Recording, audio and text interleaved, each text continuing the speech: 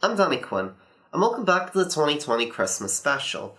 In yesterday's video, I talked about White Christmas with Bing Crosby and Danny Kaye, and stated that the song that inspired its namesake actually came from a much earlier film that also starred Bing Crosby, that being Holiday Inn. So I think it's only fair that I cover it before I move on to something else. The movie revolves around crooner Jim Hardy, who's retired from show business and has settled down on a farm after his fiancée Lila has fallen in love and left him for Ted Hanover and Dancer and their partner on Broadway. But he soon finds out the hard way that farm life isn't really for him, and he decides to turn his farm into an entertainment venue that only opens during the holidays. The Holiday Inn quickly becomes a sensation as Jim falls in love with Linda Mason, but his former rival soon resurfaces and immediately takes a shine to Linda, driving a further wedge between the two former friends. While I probably wouldn't consider Holiday Inn to be a Christmas movie in the conventional sense, it gets brownie points from me for featuring one of the best and most timeless Christmas songs ever written, and also because Bing Crosby, at least what little I've seen and heard from him, just kind of exuberates a festive feeling. But since both this movie and its Oscar-winning song also indirectly led to the creation of White Christmas, and because I watched both movies literally just a day apart,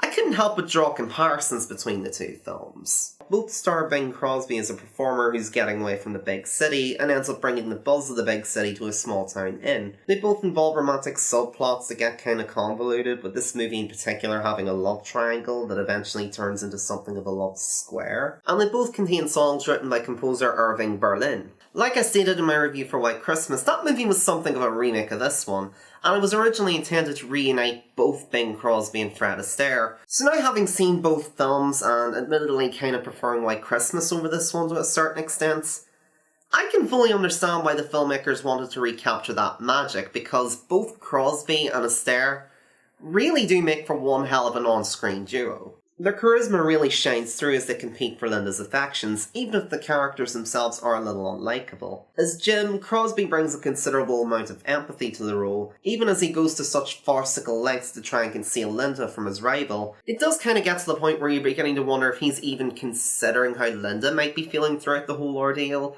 which I suppose is kind of the point. He's so clingy and possessive of her that he fails to recognise her own choices in the matter. In the role of Ted, Fred basically plays that guy in every crappy rap song who brags that he can steal your girl. The only difference is I genuinely believe that he could actually pull it off because he's that goddamn charming. Another strength that this movie has in spades is its music. While I do prefer the choreography and high energy of the musical numbers in White Christmas, the actual craftsmanship and songwriting itself feels a little bit more solidly realised in this film. And whereas the songs in White Christmas don't really feel like they add a ton to the story, here the songs actually do complement the storyline quite nicely, especially both the opening and closing tracks which bookend the movie and set up the core conflicts. The music also functions as an ideal excuse to show off both Crosby and Astaire's performative talents. The opening number especially feels like a fight scene but with dancing and crooning instead of kicks and punches. But the highlight for me is probably a key scene in which Jim attempts to sabotage a routine between Ted and Linda. Indeed, the only musical number that I really don't care about is the minstrel scene, for obvious reasons, but also because the music itself just feels like the jazz equivalent of cod reggae. But despite that, I had a lot of fun with Holiday Inn. Not quite as much fun as I had with White Christmas, but I still found it to be a thoroughly entertaining film for the most part. It's a feel-good movie from a time where audiences genuinely really needed it.